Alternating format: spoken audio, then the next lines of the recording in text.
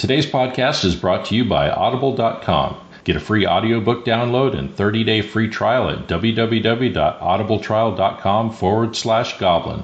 Over 180,000 titles to choose from for your iPhone, Android, Kindle, or MP3 player. Clearly the biggest disappointment, and I think this is agreed upon by most everyone, is the Mage, which got, I don't know, what is it, a disc? Oh, it's like a big wooden pizza pan. So what you're saying is they went into a Domino's and they stole this thing. Well, it's the perfect amount when you absolutely have to be somewhere in Azeroth in 30 minutes or less, You're listening to the Goblin Goldcast with Dex and Mac. I got mouths to feed, so let's get this thing started. Time is money, friend. Good morning, good afternoon, or good evening, Azeroth. You're listening to the Goblin Goldcast, your guide to making gold in World of Warcraft. This is episode 18. I'm your host, Dex, coming to you from Napa, California.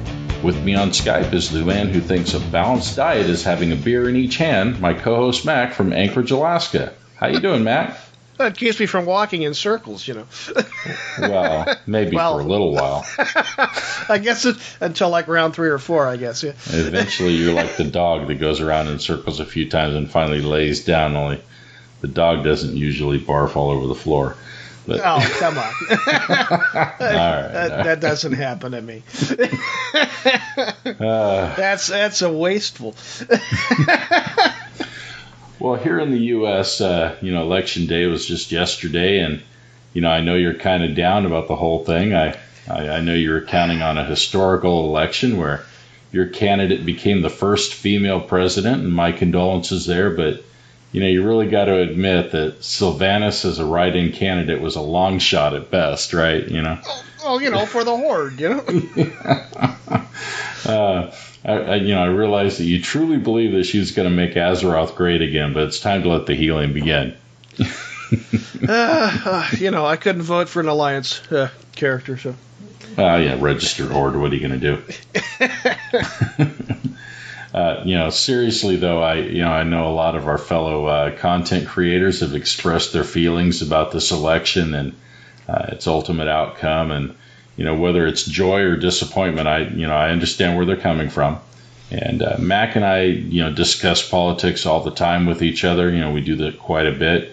But our own personal views, should remain just that, I think, personal. And in this podcast, we won't be talking about red or blue. All that matters here is gold. There we go. All right. So this week... and making lots of it. Yeah, let's do that. This week we're going to be talking about BlizzCon and a lot of really great information that came out of that. I was actually impressed with the amount of new stuff that we found out about. And before we get into all of that, why don't we talk about this week? Well, this week's been pretty good. We actually had a couple of our listeners send some information. We had one that emailed us, GameBro1989. He is actually up from here up in Alaska, and he was talking. To make gold, a lot of times he says he used to buy tokens and to make gold with that. But he started he listens to the show, and he started using some of our ideas. And with battle pets, starting with about 300 gold, he was able to make about 6,750 in just a couple days, flipping them on the auction house. So fantastic! That's good to hear. Nice, now, yeah. He also said that he was using the Blood of Sargeras vendor, and he said that he bought about 97 of the boxes, and he was getting the message that he was getting between 200 and 800 resources a piece when he was clicking on them, kind of what you and I were seeing. Right. Then we received a voicemail from Narda, and he was telling us that what was happening is when he was clicking them, he was getting the message that he was getting multiples, like 2, 4, 6. But he said if he was clicking them fast, he was actually only getting 200 each click, but it would register. If you clicked them faster, then it would send the message out. It would register, 200 or 400. If you clicked it quicker, then it could get the information out to your screen. If that makes any sense. Yeah, I mean that's we're definitely going to have to check and see if that's the case, I mean that it's interesting. I didn't think that we would get an error message like that actually showing up. It's very possible. It sounds like he did a nice test on it. I must confess, I never looked at my totals as I was clicking on them, and so I have no idea if I was getting credit for these assumed procs that we were getting. Right. So, and I haven't gotten enough blood of cigars since the last time I opened a lot of them to give a good test myself. So I just burned through all of mine right before we found that out. So right before we got the voicemail from him. So I certainly haven't been able to check it out yet, but we'll definitely have to look into it. We'll check into it. But other than that, Dark Moon Fair going out, Mrs. Mac made a killing. Last when we first mentioned this a few episodes back, Mrs. Mac went out and started fishing and had a bunch of them sitting out there. The first night the Dark Moon Fair came up, she was selling the Dark Moon Dagger Moth. She made $30K the first night, and has probably made a total of about $60K since then. Now the prices have dropped down on the Dark Moon Dagger Moth fish now. On Dalaran they're down as low as 27 a fish. Still, I mean, not terrible. Right. I don't know if you hang on to them. If maybe next Dark Moon Fair, throw them up at the very beginning. If that would be more. Yeah, I don't know. I mean, it's hard to say. Your diehard people are going to get at this first Dark Moon Fair. Right, I'm just thinking if somebody misses it. Yeah. There's, I think there'll be less people out there, giving any competition to selling the fish when it comes around the next time. There'll be some, but there won't be as much. Right. So it may balance out.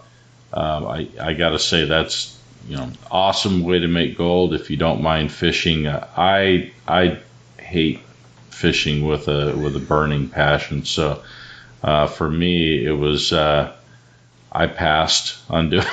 I know it was a lot of gold, but I passed. I made about 20. I made about 20K that first night, but nothing like Mrs. Mac. She's actually been a real trooper out there fishing every day, making a decent amount of gold. And if you don't mind fishing, or if it's something that you actually enjoy, then it's a great deal for you. But I just.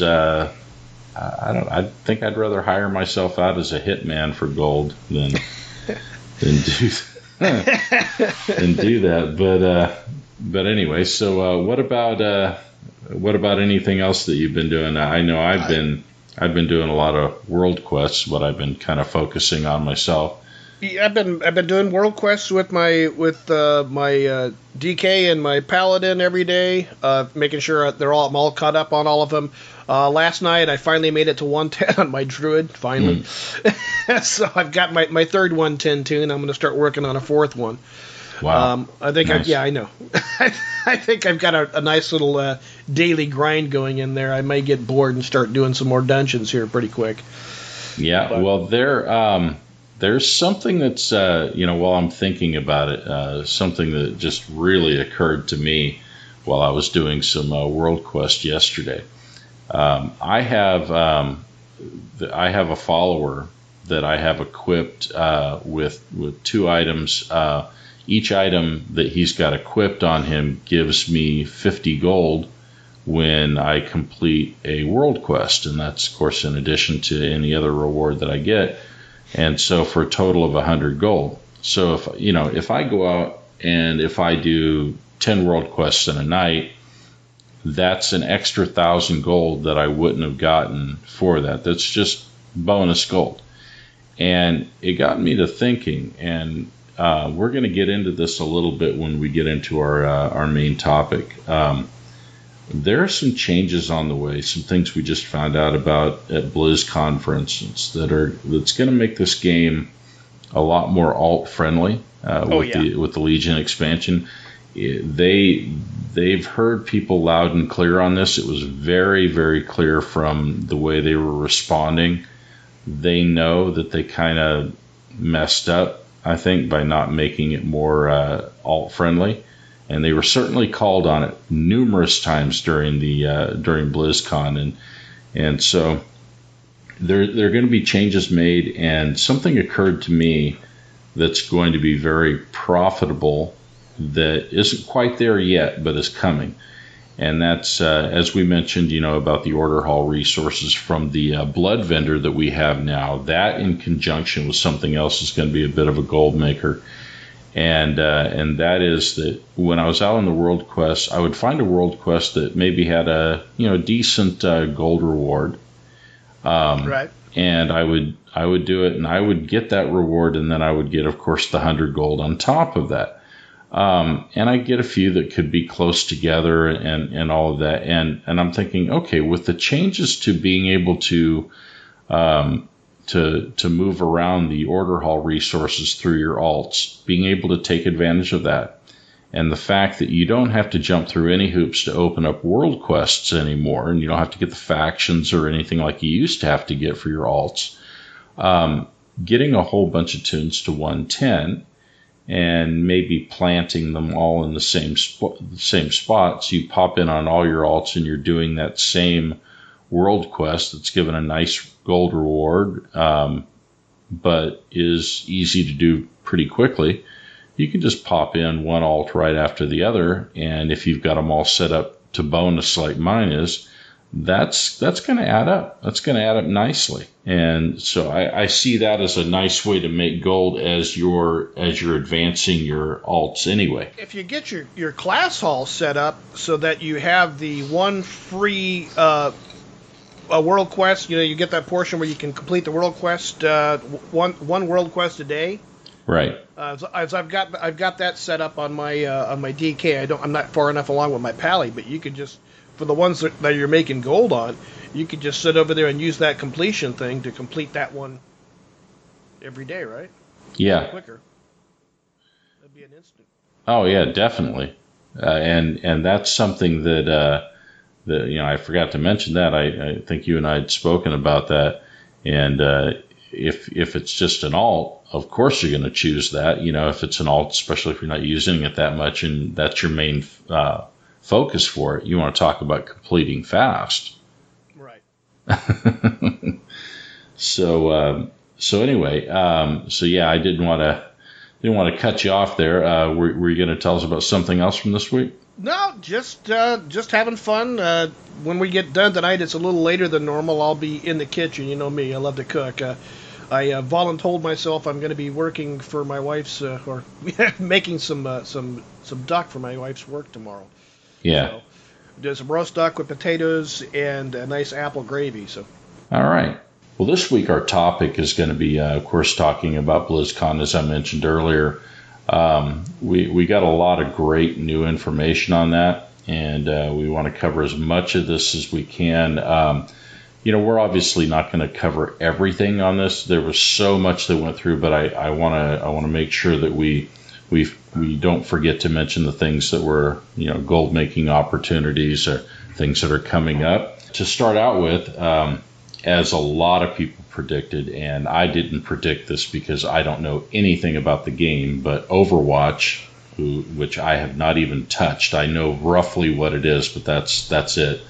A character Sombra, who's a hacker or something like that, a lot of people predicted that she would be a new playable character and that she would hack into BlizzCon at some point or another.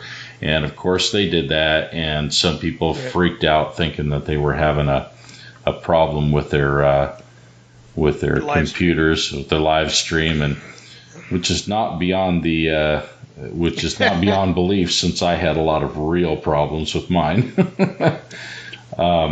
And then something I do know a bit about, because I played a ton of Diablo 2, is for Diablo 3, they announced that they're doing necromancers. I guess they've got a couple of areas that are being introduced.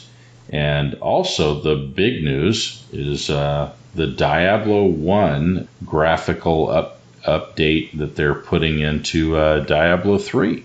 So they're kind of they're not not changing it. They're trying to keep it as intact, I guess, as they can, and make it playable with Diablo 3, which is interesting. So they're going to be, it's going to be a little more pixelated and have some of the, it's going to be the 8-axis movement versus the movement you have now. So that'll be interesting. Yeah, no, definitely. So that's that kind of caught my attention a bit. Like I said, I haven't played Diablo 3, but I have been tempted to check it out, and I might check that out. But at any rate, yeah, I do the Diablo 3 when I get really bored late at night. Overwatch, I tried it out when they opened beta up, and just before launch, I tried it out, and yeah. Well, I don't want to spend too much time on this. After all, it's not the Diablo Hellcast. That's right. So one of the things that they talked about, and that a lot of people are very happy about, is their commitment to putting out regular content patches. And they have a good solid plan to go through on this. And they're talking about minor patches and major patches and so forth, medium-sized patches. And their idea was, the first thing that they talked about that caught my attention on that is the concept of having a patch. Sometimes their content patches get pushed back because if they have, like, say, 4 really cool things that they want to bring out, if one of those 4 things isn't finished and the other 3 are, the entire patch gets delayed. And if that one thing that's not ready is, say, the raid, obviously they don't want to come out with everything but the new raid. And right. So the idea for the smaller patches is, if 3 out of 4 things are ready, they can push that live and have the thing that's not ready held back to the next content update. And so I thought that was a nice way to make sure that content flows at a regular pace. Right, and they said they were going to be moving content as things move the PTR, the public test realm. They were going to be moving new things back in there, so there'll always be an update, always something new in the PTR. Right, and that's another thing. It's they said that as soon as they got back from BlizzCon, the 7.1.5 would be pushed to the PTR, which is the next content patch, and that when it comes off of the PTR to go live, that 7.2 will go live. I'm getting a little ahead of myself. In 7.1.5, they're going to have class updates. They're going to fix a lot of issues that they see in the content. A lot of utility that was lost. They used a couple of examples. They had a rogue example and a hunter example. The hunter example, I can relate to that because I play a hunter as a main, and I play Beastmaster Hunter, and marksmanship hunters and Beastmaster hunters lost the ability to trap, and they realized that was a mistake, that they shouldn't have done that. And so that's going to come back. Hunters are all going to have traps, but survival hunters will just be the master of traps. There we go. So they'll just be a little bit better at it, which makes more sense than taking it away completely. But Blizzard, if you're listening, I do want camouflage back. Thanks. Well, they said they were going to be bringing in the ability with the rogue to have the mask group stealth. Yeah. So. Yeah, that was the thing they said they were going to bring back. Now, since I don't play a rogue at the high end at all, I don't spend time on that. It's not something I was really comfortable getting into because I'm not familiar with it. But I'm sure for people that play rogues, it's huge because the response was pretty big. And then they were also talking about doing a rebalance on the secondary stats. So if you get a piece of gear that drops, you're not going to go, oh, crud, that's got mastery, or that's got this, or that's got that, and it's not usable for my specs. They were talking about doing that as well. Right, and I know they were talking about that certain stats and certain things should be, certain abilities should maybe be baked into the class and not something that you have to choose on a talent because there are certain things that you go to Icy Veins and, in great big red letters, it's going to tell you don't choose this unless you're a moron.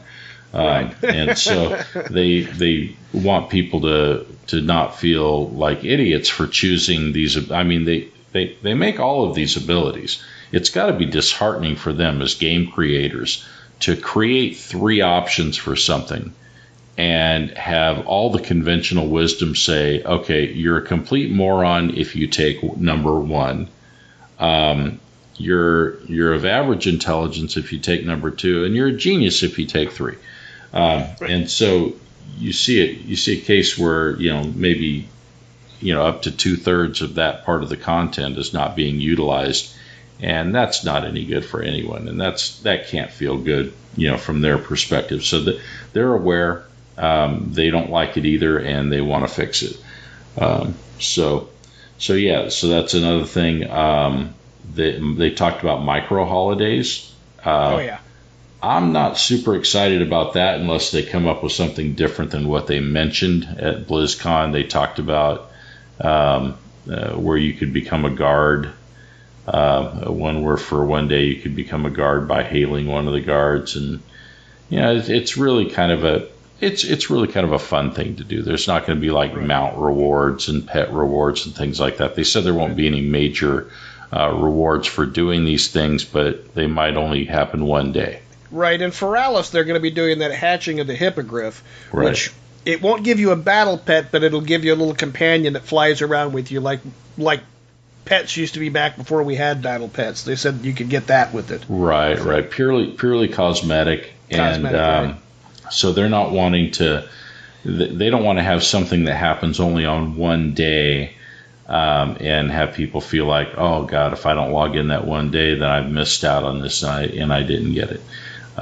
So they want to, they really don't want to do that. They like that for bigger holidays that maybe, last a week or so or whatever. Right. So you have a significant chance to log in during that time period. Definitely understandable. Artifact knowledge, and this is huge for alts. This is one of those alt-friendly changes that's coming in 7.15. And the artifact knowledge books, you'll be able to buy them with Order Hall resources, which means you'll be able to buy them with Blood of Sargeras, in effect. In fact, you'll be able to buy them with Blood of Sargeras that you've got sitting on another character, as a matter of fact. So it really opens that up to be able to engage in that catch-up mechanic that they promised, and that's it right there. Time walking for Mists of Pandaria. Right. All of the original dungeons will be set up for time walking. Yeah, Temple of the Jade Serpent, Storage Stout Brewery, Shadowpan Monastery, Gate of the Setting Sun, Mogishan Palace, and Siege of Nuzhou Temple. Right. Yeah. So you're getting all of those. Did you mention about the Brawlers Guild? No, new Brawlers Guild's coming out. They are going to have dozens of new bosses, which aren't necessarily set up with the lore in mind, just for more fun. They're going to have what they call rumbles, which every once in a while the Brawlers Guild, everyone involved, will get thrown into like a raid for a big chaotic raid battle. Right. They're going to have new currency available, Brawlers Gold. And then for you, Dex, they're going to have a Basilisk mount that'll be available buying with that gold. They have some kind of mechanic that'll prevent me from getting it. Is that why you mentioned me? No. They have an anti-dex mechanic built in, that the same one that they use for legendaries and. I just know that you like collecting mounts, so I mean, I'm not big into the PvP. I'd probably get my Tukas handed to me going over there. So. Well, I thought the whole idea of being pulled into the raid picture this: you're waiting around for your turn in the Brawlers Guild. You're just kind of hanging out, and all of a sudden it procs for somebody. That when they're having their turn, it procs and it creates a raid, and you just get ripped into this thing. That was my understanding. I hope you're not AFK when that happens. Because you might come back saying, what the hell happened? It could be it could be interesting, just to say the least. But they'll have nice rewards and not bad for sitting there waiting for your turn. You get pulled into something that you get an unexpected reward. That's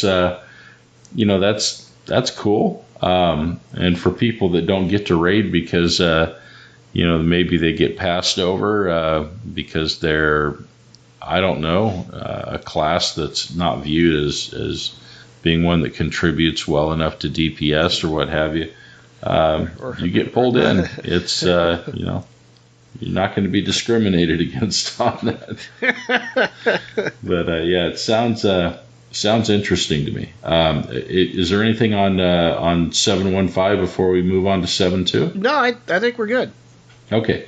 Now in 7.2, was there one other thing? Yeah, the Blade's Edge Arena, they're doing an update to that. I'm sorry, that was another PvP area. Right. Cosmetic upgrade, and they're also going to have, that's right, they're going to have an announcer. Now, I'm not sure how that's going to work exactly, but it sounds intriguing. I can hear it now. Max down again! We've got a Piper down. I suck at PvP. So bad. Yes, you do. You're about the same skill level at PvP as I am about getting the Headless Horseman mount. Just about. Very similar. So in 7.2, which is of course the major content patch, big thing on that most people are going to be paying attention to, I guess, is going to be the Tomb of Sargeras raid, the 9-boss raid. Right. Looks pretty impressive. I'm not a raider, but in looking at it, it looked like it was going to be pretty massive and an awesome raid. I might have to check it out. There's the new Cathedral of Eternal Night dungeon that's coming out. It's a 4-boss dungeon. Right. So we get one kind of reminiscent of the ICC situation out there where we got the added dungeons back in Wrath. Kind of the same deal, I guess. We've also got, speaking of dungeons there, Karazhan's going to be split into upper and lower. And so as you know, Karazhan has a lot of bosses. And so they're going to split it into 2, and so that you can queue up for them in the Dungeon Finder, which is interesting. Nice, interesting change there. So being able to queue up for Heroic there, and they're adding Mythic Plus to Karazhan. So that met with a massive response. People were very happy about that, and I was very happy about that. I thought that was kind of cool. We've got something called Legion Assaults that are going to happen, and these are like the invasions that we had in the pre-patch.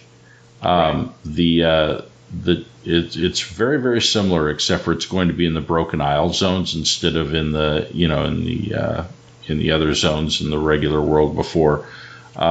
So, like, say you've got it in High Mountain. Say you're in High Mountain, and all of a sudden an invasion hits. All of the world quests stop in the zone at that time, and there's an invasion, and you participated in it much the same way that you did with the pre-quest. Couple of differences, though. Even though the world quests are stopped, you're getting credit towards your emissary quest and so forth, and so you're able to still progress in that way while that's going on.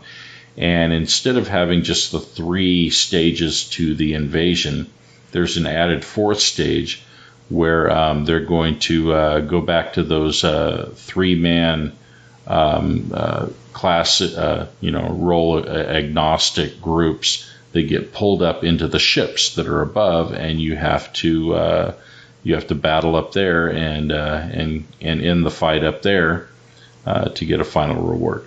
So sounds interesting. I know that I personally got a little tired of the invasions because I did so many of them.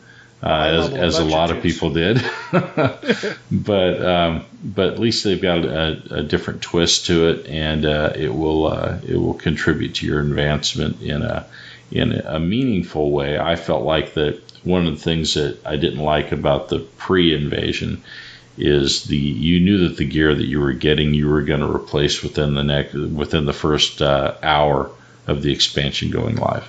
Right. It seemed like you were definitely going to replace it, and I did replace almost all of mine like right away. It should be more meaningful because it's going to give you much better gear. Let's see. Also on the list we've got changes to the artifact weapons.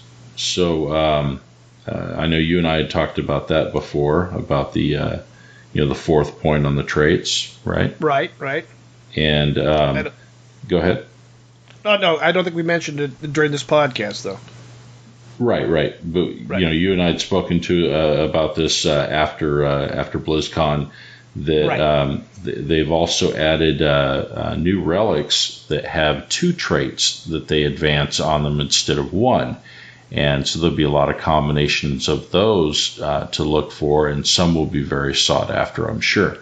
They said 15 new points for knowledge levels is what they were saying. Yeah, and they're going to have some new. They're going to have some new. What do they call them?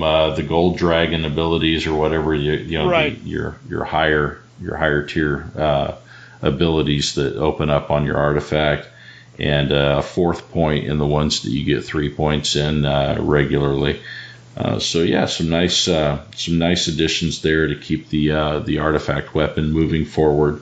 Artifact catch-up mechanics for alts, like we talked about earlier in the podcast. Oh yeah. And again, we've talked about this before, but Blizzard has made it pretty clear that they see it as a waste that the majority of people don't engage in PvP and play around with it at all. And it seemed like one of their focuses of this expansion, besides making alts completely useless, was to sorry, I had to do that. Was to make PvP a valid path for people that don't normally PvP. Getting rid of PvP gear was one of the ways that they did that, and making it so that you could seek out one real type of gear in multiple ways. And so if you don't PvP, that you would be missing out on extra opportunities to get gear that you would normally have the opportunity to get.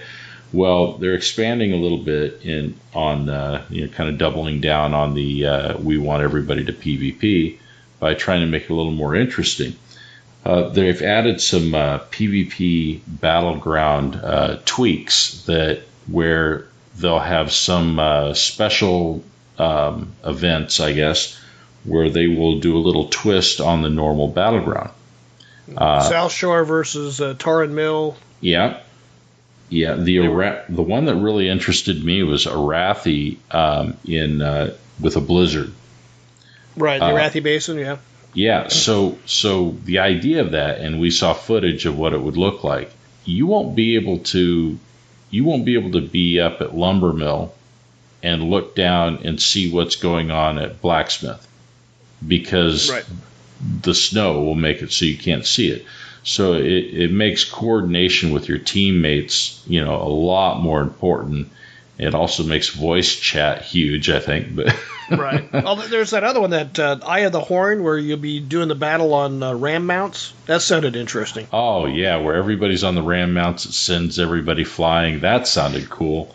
And then the crowded one, where they have where they'll actually do in the packed house 15 versus 15. 15 versus 15 for an arena, to where you're elbow to elbow with just people everywhere. I don't think there's going to be a whole lot of pillar humping going on when they're everywhere. So that changes everything in that respect. Right. But the last thing that I had on that, unless you have something beyond this last thing I had, was the flying. Did you have something besides that?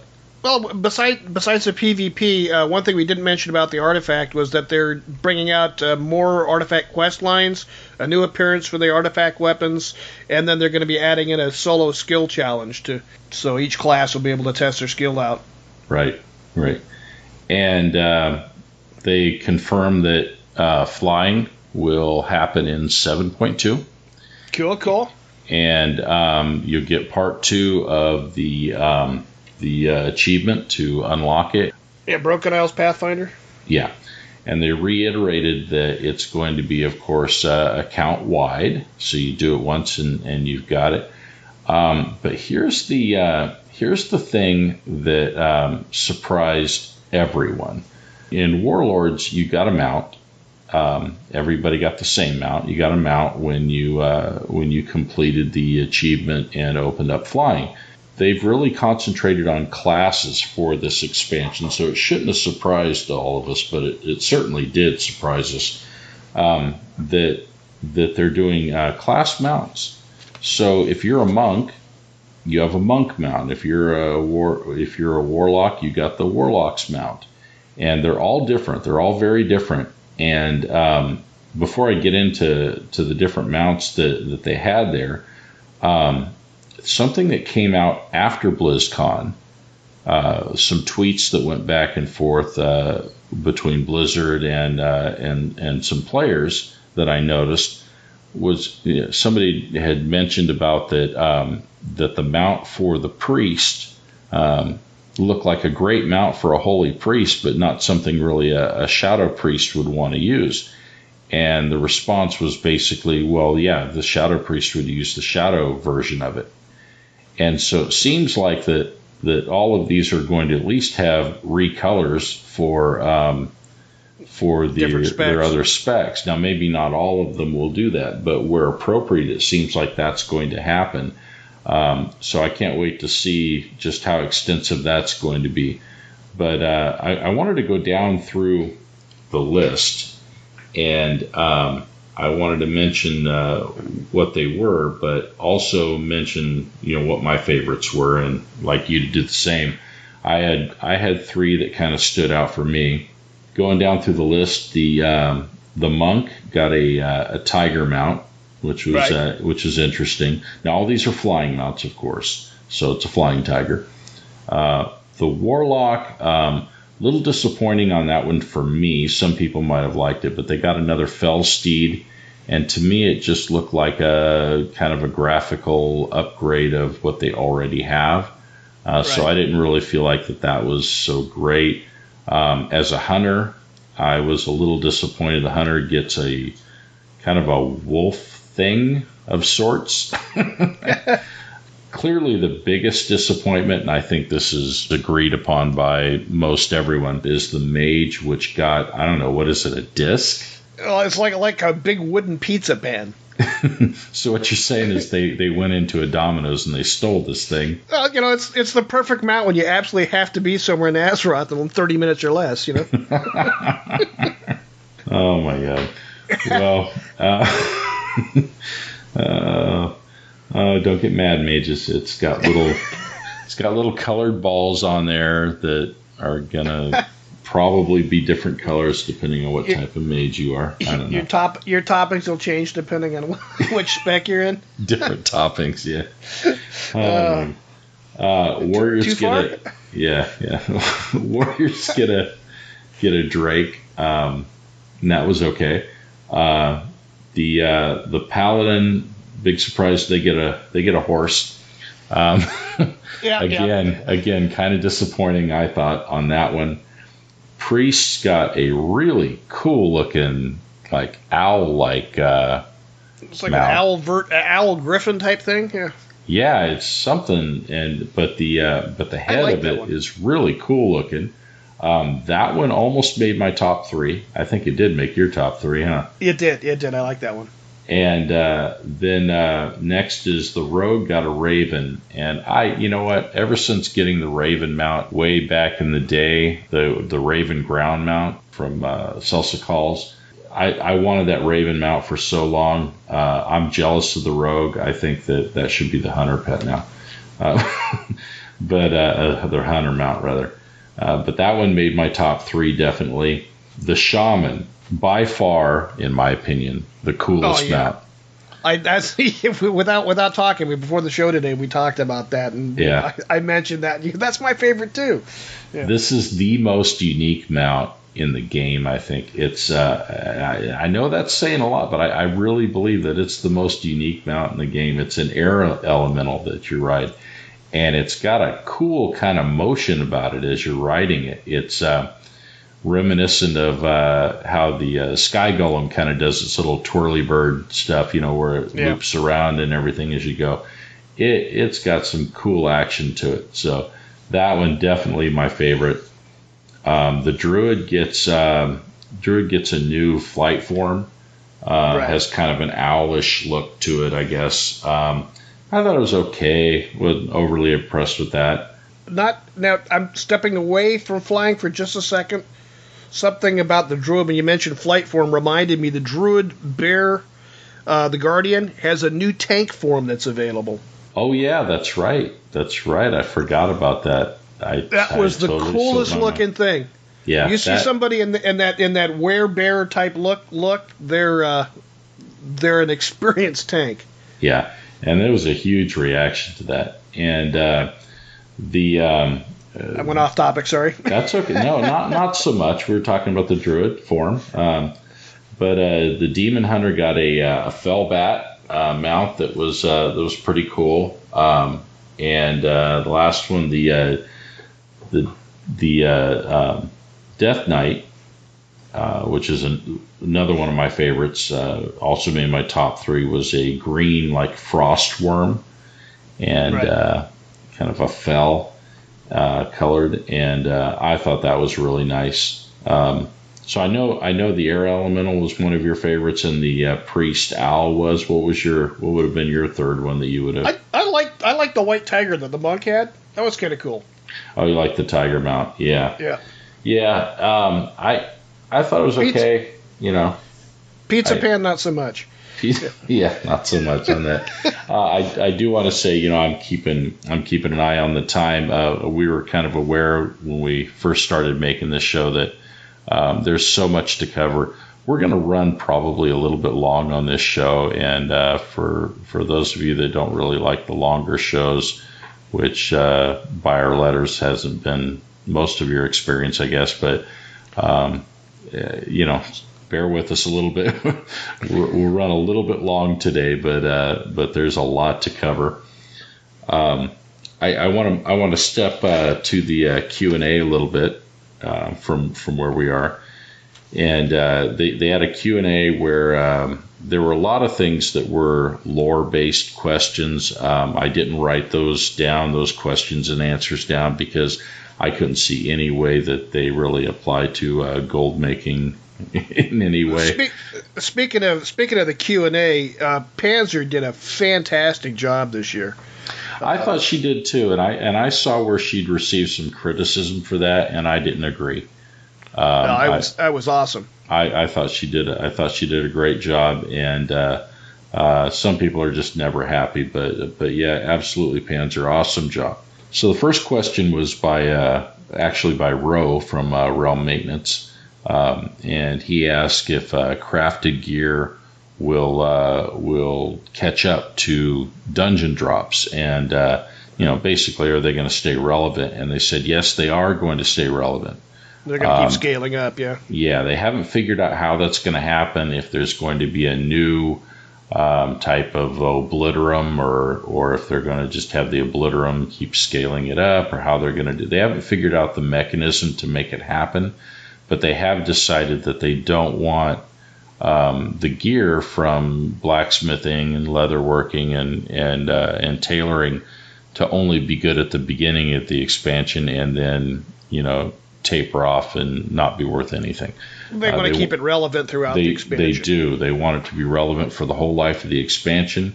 And from a gold making standpoint, that's good news. That's huge. Oh, God. You're doing better than I do. I'm not going to do it, though. Oh. Nobody does Q&A like me. Nobody. It's huge. Sorry. Too soon? Too soon. Okay. So I'll edit that out later. Don't worry. It's late. We're punchy. It's sorry everybody. It's late. It's 1:30 a.m. my time. Just so you all know, I'm in a little bit of pain. I snapped my little toe, broke it, and I broke my toe. I broke toes before, and I never remember it hurting like this when I was younger. But man, it's like I don't think I was putting as much weight on it when I walked when I was younger. I put on a few pounds since I was a beanpole of a teenager, but. You're getting older now. Just you got to worry about breaking a hip sometime, All right, Grandpa. Yeah. So anyway, they said they're going to find a mechanism to to keep that relevant, and that is awesome. As gold makers, knowing that our professions are going to be relevant throughout the whole life of the expansion. Means more gold opportunities, certainly in the auction house.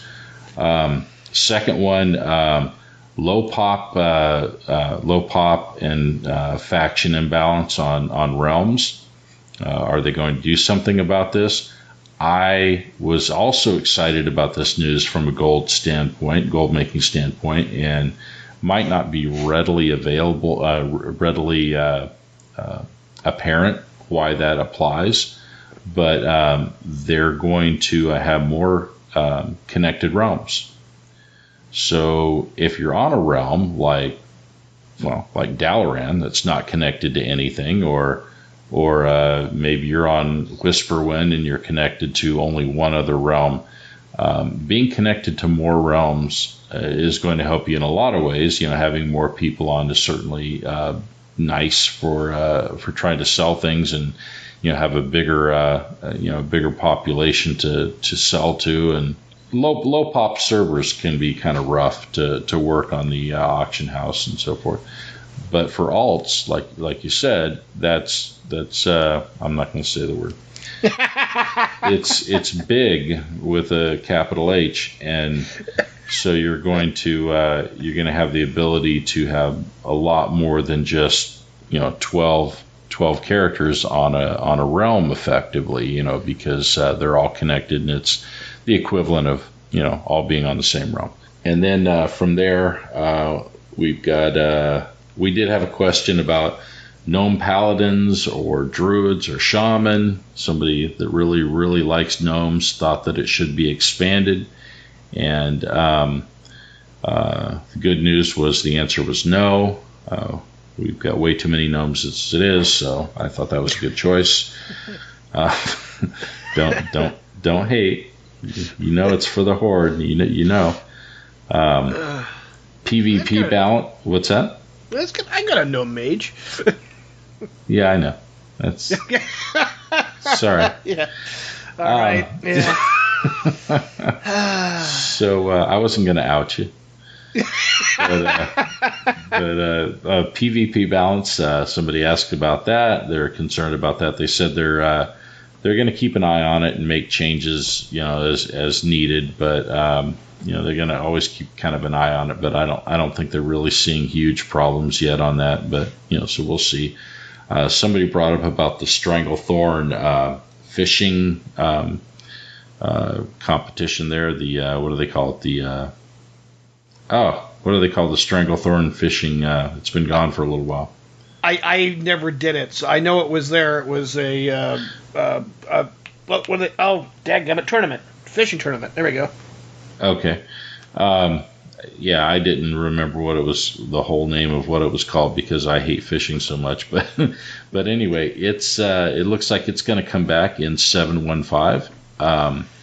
And they're going to change the way it works, because the reason why they had to get rid of it was because of cross realm, because there could only be one winner per realm. The way it was set up with cross realm, that messed that up entirely. So what they're going to do is they're going to have the competition open up to say, all the North American realms would all be together, and they'd have like the top 100 people would win. The first 100 to to fish up what they were supposed to fish up, I guess, and it would just be region wide. So good news for people that are looking for that to come back. They're looking to make things a little more alt friendly. Somebody asked about that, and they've dealt with that a little bit in the earlier discussion that they gave, but in the Q&A it kept coming up in one form or another. And they do agree that they don't want to make leveling up an alt a chore. They want it to be fun, and the things that make sense to have to do on every character, they want you to do on every character. But the things that don't, like opening up flying, things like that, of course, it will be they're gonna find ways to make it easier. They don't want to make it painfully repetitive. They don't, and they seem pretty committed to that. So let's see. Somebody asked if old mounts might get graphical upgrades, and they said maybe if the story kind of warrants it, if they're doing something that kind of makes sense to do that. They do worry about that sort of thing. That same thing with like the tier gear. Somebody asked about upgrading that and updating it, I should say, to newer graphics. And there are going to be people that are going to feel like that they ruin the look of it if they do that. So they're kind of stuck between a rock and a hard place. So I don't really think we're going to see a lot of that. And this one was the biggest one, the biggest thing that came out. And now I'm hearing the word huge in my head every time I see it. And I hate you for that. But somebody asked the question about tokens, about WoW tokens. And when I heard the question, I assumed that the answer was going to be no. Just basically no, or yeah, we'll think about it. We'll see what's, a nice way of saying no. They asked if tokens would be usable for other services in WoW. And the answer was yes, a definite yes. And this blew me away. I was not expecting this. Awesome news for gold making. Right, especially for being able to transfer from server to server? Well, the way it's going to work is you're going to have two choices on it when you make the purchase. When you make the purchase, you'll be able to set it up as a token for game time, or you can set it up as the BattleNet balance. So people will be able to buy a BattleNet balance with gold. Now, what that means for me is all of those mounts that are sitting there available to be bought with $25 or $20, whatever, of real money, something that I'm not going to do. I'd love to have all those mounts, but I'm not going to pay real money for those mounts. I just can't make myself do it. Now I'm going to have them all because I'm going to buy them all with gold. I'll buy my way to the BattleNet balance that I need to buy every one of those. There we go. And so for mount collectors, that's awesome. So that's what that was the big one that I saw that I was pretty excited about. What do you think about that? Oh, that's cool. I mean, like I said, I'm not as much into mounts as you are. I mean, I have them. I like the utility ones, but other than that, Well, I have to have them to match my transmog. I'm not. As long as it's me. As long as it's functional, I like them to make gold. But other than that, I don't have to. I know you're not really into the graphics and how something looks. It's the function. I understand that. You'd be totally cool with WoW going to a top-down 2D look. I know that. Yeah. So, I'm not quite that old school. If it looked just like what's the game you used to play before EverQuest? Ultima Online. Yeah, if it looked just like Ultima Online, you'd be cool with that. I don't think so. There's a blast from the past. They were also asked, and this was another interesting one. They were asked about backpack size increase, and they laughed because they said this one comes up every single BlizzCon. And I can vouch for that I've heard it every BlizzCon that I've been aware of. I've heard it said. And I'm laughing because I already know what the answer is going to be, and then I'm wrong. I'm laughing because I'm knowing they're going to say that no, it's you got the spaghetti code. It's so hard to do this, and it'd be so difficult. And what was funny was the guy that talked about it. He said, last time I talked about how difficult it would be and the coding and everything, a very difficult thing to do. And, I guess the lead programmer or one of the coders or somebody pulled him aside afterwards and said, it's not really that hard to do. It's really pretty easy. And so he didn't realize that he thought he was saying something that was correct. And, the coder probably thought that he was just giving a BS answer to get out of doing something they didn't want to do. But so now they're looking at that, now that they know it's not a difficult thing to do. And now the question becomes, as they said, do we want to increase how many items that you can carry, or do we want to decrease the number of items that you need to carry? That in a nutshell is what they said. They said it in different words, but that was the gist of it. They don't need you looking like Elmer Fudd going on a camping trip, right? Right, and so, to be honest, from a lore standpoint, not that I really care that much about the lore, but from a lore standpoint, and from if we can bring reality into a fantasy game with dragons and gnomes, then you have to say it's kind of odd to see somebody, here I am with my, all my backpacks, multiple backpacks strapped to my back that are each filled with all of these weapons, and I'm hauling them all around with me, all this armor, and it just doesn't make sense in that regard. So we already have to to kind of suspend our disbelief a little bit, but I don't have a problem with that. But yeah, so backpacks may get increased. Bigger backpacks confirmed. Well, they were talking about the main one. That's right. That's what I mean. The backpack. The main backpack. The one that's been stuck at 16 slots for forever. Since the beginning.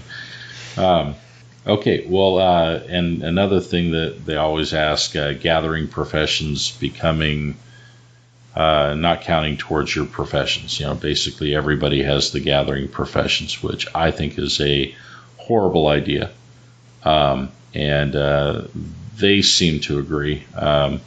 They said maybe in a nice way that I interpreted as no, but we're going to be nice. So it was one of those maybes. It was kind of like when you were in high school and you ask a girl if she'd go out with you and she'd say maybe. You knew she meant no.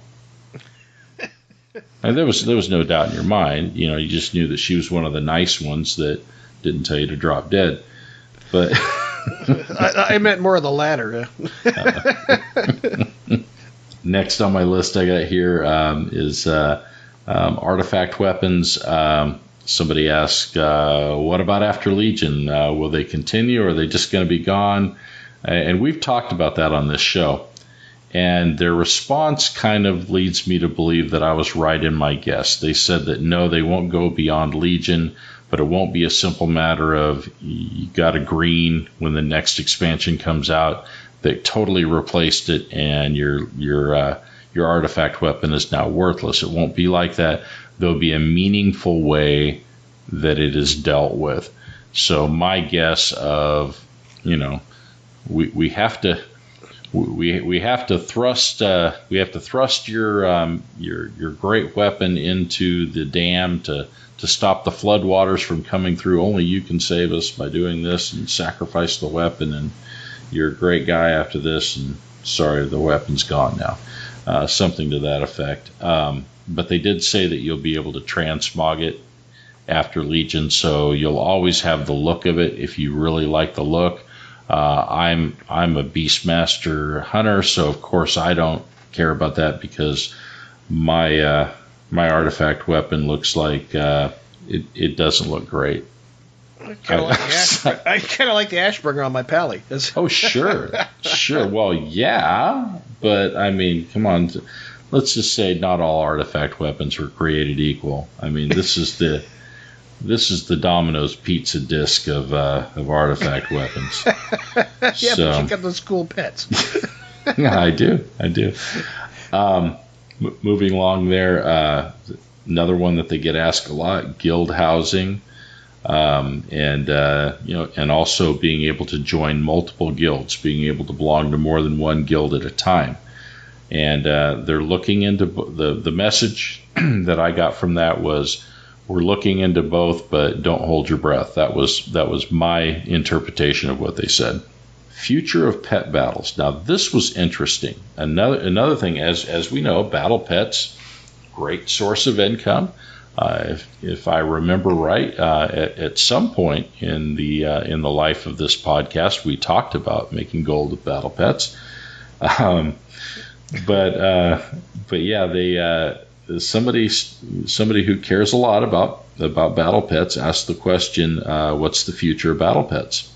It was obvious that they had something in the works, something really nice in the works that they did not want to completely spoil, but they teased it, and they said they would only give 3 words to tease what was coming with pet battles, and it was Pet Battle Dungeon. Right. And there's going to be a lot of speculation on what exactly that means. I have a feeling, though, that it's going to bode very well for us gold makers. There's going to be a way to profit from it, and we will find it. We've got to find our niche. Somebody asked a question near and dear to my heart, because I love engineering, and too many times engineering ends up not being as profitable as we would like, although Sky Golem's been very good to me. Yep. But somebody asked, engineering crafted submarines. They're submersibles, yeah. Yeah, their response was that it was an awesome idea, and it wasn't like they weren't just giving lip service. It came off as a, hey, we hadn't thought about that. Awesome idea. It came off like that. That was my interpretation of it anyway. And I would be surprised if we didn't see something, develop from that eventually. Obviously, there's nothing in the works on that. It wasn't like that, but they seem to be very receptive to the idea of it. Somebody asked if there will be more level agnostic content in the future, like when we had the invasions. A lot of people like that, to where you can group with somebody, regardless of their level, and the scaling. I think a lot of people, myself included, were very impressed with how well that worked with the invasions. Mm-hmm. And they said, yes, absolutely, that's going to continue. Another thing that was asked was about Mythic Cross Realm. Do you remember him asking about that? Not really. I was kind of watching it at a place where I probably shouldn't have been watching it, but it was a slow night. That's as far as I'll go with that. I apologize. On my notes I'm looking here, and I forgot to put what the response was to that, and I apologize to everybody. I was hoping that you would remember, but my very first screw up in this podcast, 18 episodes in, and I've made my first mistake. Yeah, right. Don't worry, I'll edit that out later. But, so, yeah, the question was asked, Mythic Cross Realm, and an answer was given. I think that's going to about wrap up our very long podcast. Why don't we tell everybody how they can get in touch with us? You can contact us at MAC, that's M-A-C, at GoblinGoldcast.com, or you can contact us at Twitter, at Goblin Goldcast, or you can visit us on our Facebook.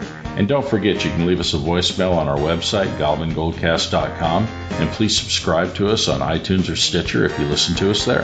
And we'll see you next week. Now go make some gold.